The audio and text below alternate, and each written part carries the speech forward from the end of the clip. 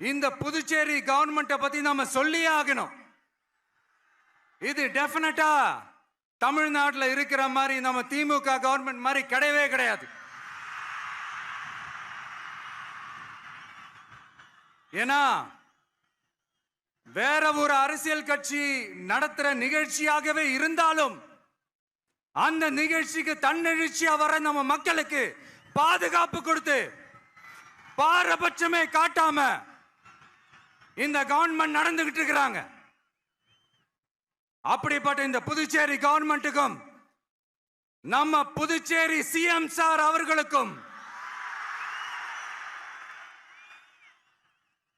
இந்த நேரத்தில் என்னுடைய மனப்பூர்வமான நன்றிகளை தெரிவிச்சுக்கிறேன். இத பார்த்தாவது தமிழ்நாட்டில் இருக்கிற அந்த திமுக கவர்மெண்ட் கத்துக்கிட்டா நல்லா இருக்கும்.